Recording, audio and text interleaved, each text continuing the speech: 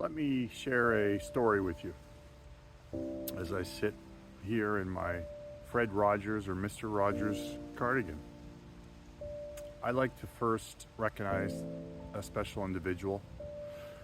This individual has been a teacher and a mentor to many students, so I want to recognize Michelle. This video is for you, Michelle. My favorite story, my father used to tell, and now I tell everybody, pretty much the first story I tell them, is what is called the Chinese farmer story. And this story will hopefully settle you as you go through life, as life is pretty much just waiting for that next moment instead of trying to figure it out.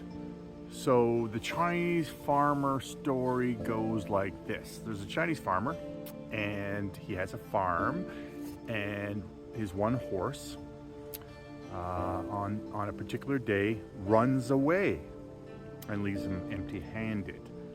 So his neighbors come by to console him, and they say, "Isn't that bad news?" The Chinese farmer simply replies, "Maybe." The following day, that one horse that ran away brings back 7 wild horses. And so his neighbors come by and they're saying, "Wow, that's exciting. This is very good news." And the Chinese farmer simply replies, "Maybe." So on the next morning, the son is trying to tame one of these wild stallions that came back. And as he's trying to tame this wild stallion, it rears up, it throws him off the horse. He falls to the ground and breaks his leg. The neighbors come over again, sympathize and say, "Oh, that's terrible news." The Chinese farmer simply says, "Maybe." So on the following day, the conscription officers are traveling through the countryside, and they are looking to find young men to go off and fight the war.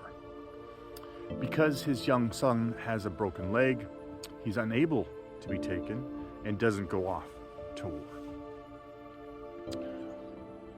So using this story in our own lives will bring you comfort.